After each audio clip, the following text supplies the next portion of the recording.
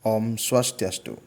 Berjumpa lagi dengan saya Iwayan Ardita, calon guru penggerak Angkatan 9 dari SMA Negeri 1 Manggis, Karangasem, Bali. Dalam koneksi antar materi modul 1.4 Budaya Positif. Tagihan pertama dalam koneksi antar materi 1.4 ini adalah buatlah sebuah kesimpulan mengenai peran Anda dalam menciptakan budaya positif di sekolah dengan menerapkan konsep-konsep inti seperti disiplin positif, motivasi perilaku manusia, hukuman dan penghargaan, posisi kontrol, restitusi, keyakinan sekolah atau kelas, segitiga restitusi, dan keterkaitannya dengan materi sebelumnya yaitu filosofi pendidikan nasional Ki Hajar Dewantara, nilai dan peran guru penggerak, serta visi guru penggerak.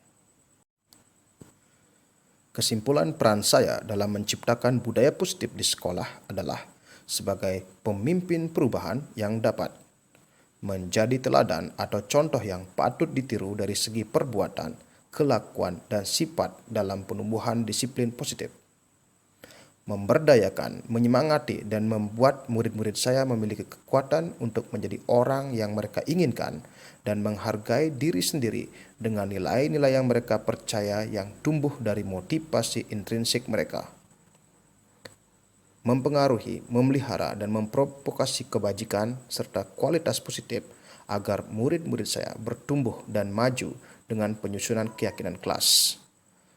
Mengadopsi kerangka berpikir inquiry apresiatif untuk mendorong terwujudnya kondisi well-being dalam membuat lingkungan sekolah yang aman, nyaman, menyenangkan, namun tetap menantang dan relevan untuk para murid saya. Keterkaitan konsep-konsep inti budaya positif dengan filosofi pendidikan nasional Ki Hajar Dewantara, nilai dan peran guru penggerak, serta visi guru penggerak. Konsep-konsep inti budaya positif didasari oleh filosofi pendidikan Ki Hajar Dewantara seperti pendidikan yang menuntun, pendidikan yang berpihak pada murid, pendidikan yang didasari oleh kodrat alam dan kodrat zaman, dan pendidikan budi pekerti. Budaya positif ini akan mampu terwujud jika guru memiliki dan melaksanakan nilai-nilai dan peran guru penggerak. Nilai-nilai guru penggerak yaitu 1. Berpihak pada murid, 2. Mandiri, 3. Reflektif, 4. Kolaboratif, 5. Inovatif. Sedangkan peran guru penggerak adalah 1. Menjadi pemimpin pembelajaran, 2. Menjadi coach bagi guru lain, 3. Mendorong kolaborasi, 4. Mewujudkan kepemimpinan murid atau student agency, 5. Menggerakkan komunitas praktisi. Dengan terwujudnya budaya positif di sekolah, maka secara otomatis visi guru penggerak yang berdasarkan filosofi pendidikan Ki Hajar Dewantara dapat tercapai. Refleksi. Sejauh mana pemahaman Anda tentang konsep-konsep inti yang telah Anda pelajari di modul ini, yaitu disiplin positif, teori kontrol, teori motivasi, hukuman dan penghargaan, posisi kontrol guru, kebutuhan dasar manusia, keyakinan kelas, dan segitiga restitusi. Adakah hal-hal yang menarik untuk Anda dan di luar dugaan Anda? Disiplin positif adalah cara penerapan disiplin yang mengajarkan anak bertanggung jawab dan menumbuhkan kesadaran berdasarkan nilai-nilai kebajikan. Disiplin positif lebih ke arah disiplin diri untuk dapat mengontrol diri dalam melakukan segala tindakan. Disiplin positif dapat membuat murid memahami dan menyadari berdasarkan motivasi internal, bukan karena paksaan, hukuman, hadiah, atau pujian. Teori kontrol dari Dr. William Glasser. Menurut teori kontrol, semua tindakan manusia, baik atau buruk, pasti memiliki maksud atau tujuan tertentu. Teori kontrol menyatakan bahwa kita pada dasarnya termotivasi secara internal. Seorang guru yang memahami teori kontrol pasti akan mengubah pandangannya dari teori stimulus respons ke cara berpikir proaktif yang mengenali tujuan dari setiap tindakan. Teori motivasi. Dalam teori motivasi terdapat 3 motivasi perilaku manusia. 1. Untuk menghindari ketidaknyamanan atau hukuman. 2. Untuk mendapat imbalan atau penghargaan dari orang lain. 3. Untuk menjadi orang yang mereka inginkan dan menghargai diri sendiri dengan nilai-nilai yang mereka percaya. Motivasi untuk menghindari ketidaknyamanan atau hukuman dan mendapat imbalan atau penghargaan adalah motivasi eksternal yang bersifat jangka pendek. Sementara itu, tujuan dari disiplin positif adalah menanamkan motivasi yang ketiga pada murid-murid, yaitu untuk menjadi orang yang mereka inginkan dan menghargai diri sendiri dengan nilai-nilai yang mereka percaya. Ketika murid-murid kita memiliki motivasi tersebut, mereka telah memiliki motivasi intrinsik yang berdampak jangka panjang. Hukuman dan penghargaan. Hukuman adalah identitas gagal bagi murid dan membentuk konsep diri buruk. Hukuman bersifat satu arah dari pihak guru yang memberikan, dan murid hanya menerima suatu hukuman tanpa melalui suatu kesepakatan atau pengarahan dari pihak guru baik sebelum atau sesudahnya.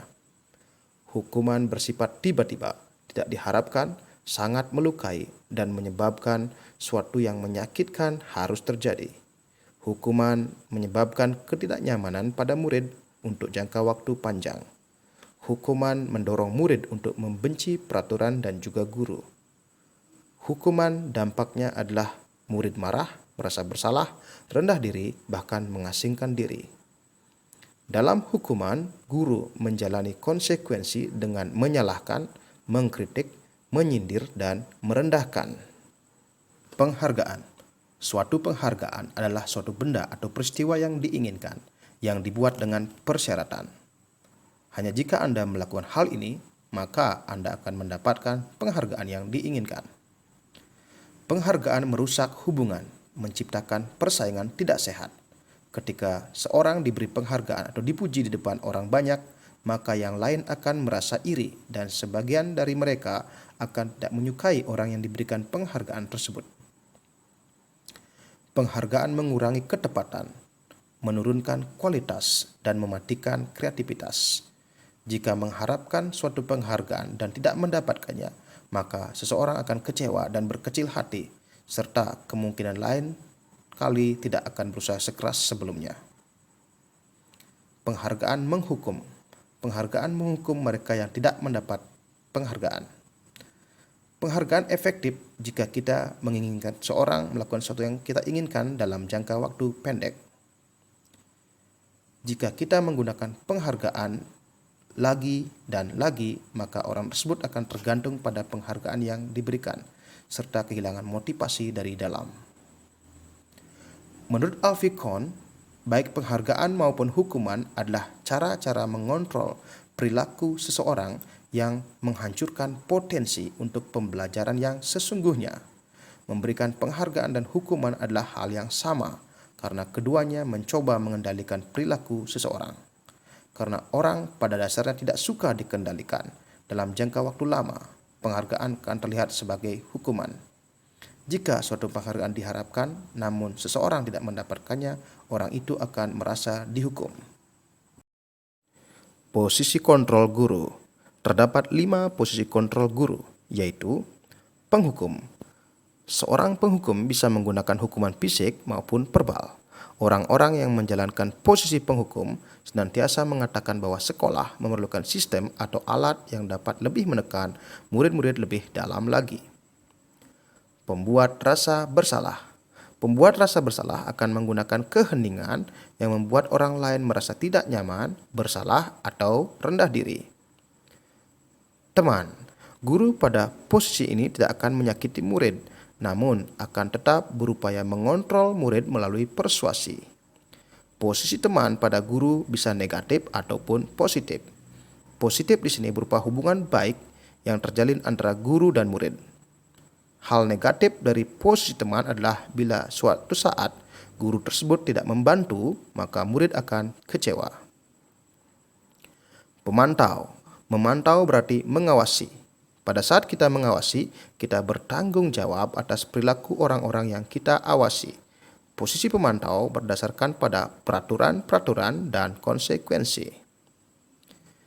Manajer. Posisi terakhir, manajer adalah posisi di mana guru berbuat sesuatu bersama dengan murid.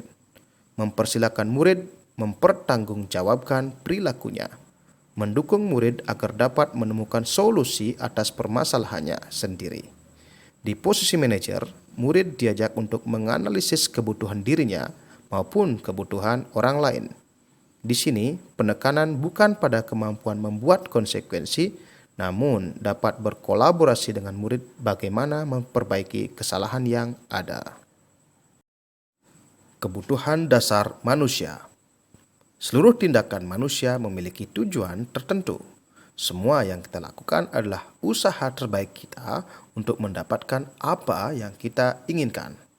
Ketika kita mendapatkan apa yang kita inginkan, sebetulnya saat itu kita sedang memenuhi satu atau lebih dari satu kebutuhan dasar kita, yaitu kebutuhan untuk bertahan hidup atau survival, kasih sayang dan rasa diterima atau love and belonging, kebebasan atau freedom, kesenangan atau fun, dan penguasaan atau power.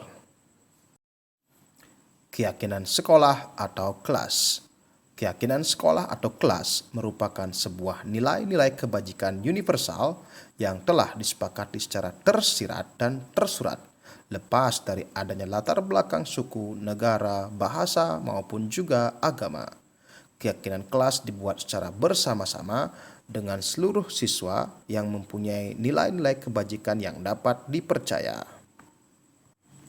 Keyakinan kelas bersifat lebih abstrak daripada peraturan yang lebih rinci dan konkret. Keyakinan kelas berupa pernyataan-pernyataan universal. Pernyataan keyakinan kelas nantiasa dibuat dalam bentuk positif.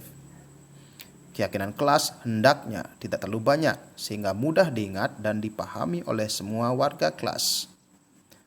Keyakinan kelas sebaiknya sesuatu yang dapat diterapkan di lingkungan sekolah bersangkutan. Segitiga restitusi. Segitiga restitusi dirancang oleh Diane Gozen untuk memudahkan para guru dan orang tua dalam melakukan proses untuk menyiapkan anaknya untuk melakukan restitusi. Proses yang didasarkan pada prinsip-prinsip utama dari teori kontrol ini terdiri dari 3 tahap, yaitu 1. Menstabilkan identitas. Kita semua akan melakukan hal yang terbaik yang bisa kita lakukan. Setiap orang pasti pernah melakukan kesalahan, dan murid bukan satu-satunya yang pernah melakukannya. 2. Validasi tindakan yang salah. Semua perilaku memiliki alasan. Murid pasti mempunyai alasan melakukan kesalahan, dan pasti ada cara yang lebih efektif untuk mendapatkan apa yang mereka butuhkan. 3. Menanyakan keyakinan. Kita semua memiliki motivasi internal. Keyakinan apa yang murid miliki? Mereka ingin menjadi orang seperti apa? Hal yang menarik bagi saya dan di luar dugaan setelah saya mempelajari modul 1.4 adalah: yang pertama, saat saya mempelajari motivasi perilaku manusia, saya baru mengetahui ternyata penghargaan sama saja dengan hukuman. Penghargaan ternyata berdampak tidak baik seperti merusak hubungan, mengurangi ketepatan, menurunkan kualitas, mematikan kreativitas, dan bersifat menghukum. Ternyata selama ini tindakan saya memberikan penghargaan pada murid kurang pas, hanya berguna untuk jangka pendek dan menyebabkan murid ketergantungan dan kecewa jika tidak mendapatkannya. Hal menarik berikutnya yang saya pelajari adalah tentang teori kontrol. Ternyata selama ini saya lebih banyak berada di posisi teman dan pemantau. Saya belum berada di posisi manajer. Hal menarik selanjutnya adalah tentang segitiga restitusi. Sebelum mempelajari modul 1.4, saya belum pernah melakukan segitiga restitusi dalam menangani permasalahan murid. Ternyata ada tahapan-tahapan dalam membina siswa, bukan langsung memberikan konsekuensi. Perubahan apa yang terjadi pada cara berpikir Anda dalam menciptakan budaya positif di kelas maupun sekolah Anda setelah mempelajari modul ini? Perubahan yang terjadi pada cara berpikir saya dalam menciptakan budaya positif setelah mempelajari modul ini adalah: yang pertama, saya tidak lagi melakukan tindakan memotivasi murid dengan pemberian hadiah, melainkan mencoba membantu menumbuhkan motivasi internal mereka dengan kebajikan universal. Yang kedua, saya tidak lagi membina murid saya yang bermasalah dengan posisi teman atau pemantau. Namun, saya sebisa mungkin akan memposisikan diri pada posisi manajer dengan menerapkan penyelesaian masalah menggunakan segitiga restitusi. Pengalaman seperti apakah yang pernah Anda alami terkait penerapan konsep-konsep inti dalam modul budaya positif baik di lingkungan kelas maupun sekolah Anda? Yang pertama, saya mengawali dengan penyusunan keyakinan kelas. Awalnya saya tidak mengarahkan murid, tapi hanya memberikan pertanyaan, kelas seperti apa yang kalian inginkan?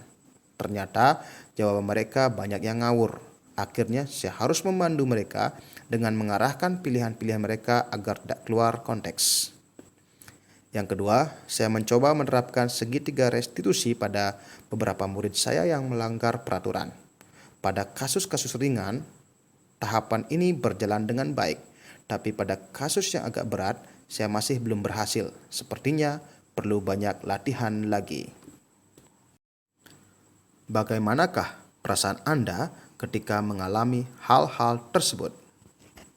Saya sangat termotivasi, senang, dan penasaran. Saya termotivasi karena dalam penerapan budaya positif yang saya lakukan, banyak yang berhasil saya lakukan, sehingga saya juga merasa sangat senang. Namun, saya juga penasaran karena ada beberapa hal yang belum bisa saya lakukan dengan maksimal, seperti penerapan segitiga restitusi pada kasus pelanggaran murid yang cukup berat. Mungkin saya harus banyak berlatih lagi. Menurut Anda, terkait pengalaman dalam penerapan konsep-konsep tersebut, hal apa sajakah yang sudah baik? Adakah yang perlu diperbaiki? Menurut saya, yang sudah berjalan baik dari konsep-konsep tersebut adalah penumbuhan motivasi intrinsik murid sudah berangsur meningkat, dan penyusunan keyakinan kelas sudah cukup berhasil. Yang perlu ditingkatkan adalah penerapan posisi kontrol guru sebagai manajer dan juga penerapan tahapan segitiga restitusi dalam menangani murid yang bermasalah. Sebelum mempelajari modul ini, ketika berinteraksi dengan murid berdasarkan 5 posisi kontrol, posisi manakah yang paling sering Anda pakai dan bagaimana perasaan Anda saat itu? Setelah mempelajari modul ini, posisi apa yang Anda pakai dan bagaimana perasaan Anda sekarang? Apa perbedaannya? Sebelum mempelajari modul ini, posisi kontrol yang sering saya pakai adalah teman dan pemantau. Perasaan saya saat itu adalah seringkali merasa bersalah ketika murid merasa kecewa dan juga merasa tidak nyaman atau kasihan jika murid harus menerima konsekuensi dari kesalahan yang dilakukan. Setelah mempelajari modul ini, posisi yang selalu saya coba pakai adalah manajer dengan tahapan segitiga restitusi. Perasaan saat awal-awal menggunakan masih agak canggung, tidak lancar, tapi semakin sering ternyata semakin nyaman diterapkan. Perasaan saya adalah senang karena murid sebagian besar menyadari kesalahannya dan berusaha mencari solusi untuk penyelesaiannya. Perbedaannya adalah saya tidak lagi merasakan sedih atau merasa bersalah ketika murid harus melaksanakan konsekuensi dari kesalahan yang dilakukan. Sebelum mempelajari modul ini, pernahkah Anda menerapkan segitiga restitusi ketika menghadapi permasalahan murid Anda? Jika iya, tahap mana yang Anda praktekkan dan bagaimana Anda mempraktekannya? Penerapan secara utuh ketiga konsep ini belum pernah saya lakukan sebelumnya, namun secara terpisah ada yang terkadang saya terapkan, yaitu menstabilkan identitas dan juga terkadang validasi tindakan yang salah. Dalam menstabilkan identitas, saya biasanya melakukan dengan memberi pernyataan, ya Bapak tahu, kalian masih muda, dan wajar anak muda bersikap begitu. Bapak juga pernah muda. Atau, tidak ada manusia yang sempurna, siapa saja pasti pernah salah. atau seusia kalian tertarik dengan lawan jenis dan pacaran itu hal yang wajar. Dalam validasi tindakan yang salah, saya biasanya menanyakan alasan murid melakukan pelanggaran dan menanyakan kenapa mereka tidak melakukan alternatif lain. Selain konsep-konsep yang disampaikan dalam modul ini, adakah hal-hal lain yang menurut Anda penting untuk dipelajari dalam proses menciptakan budaya positif baik di lingkungan kelas maupun sekolah? Hal lain yang menurut saya penting untuk dipelajari adalah kolaborasi dan komunikasi efektif antara sekolah dengan orang tua murid, agar orang tua juga bisa menerapkan budaya positif terhadap anak-anak mereka di rumah. Karena sebagian besar waktu murid adalah di rumah bersama orang tuanya. Jika budaya positif sudah diterapkan mulai lingkungan keluarga, maka akan semakin mudah menerapkannya di lingkungan sekolah. Demikian refleksi saya tentang budaya positif dalam modul 1.4. Terima kasih sudah menonton. Salam guru penggerak, tergerak, bergerak, menggerakkan. Om Shanti, Shanti, Shanti Om.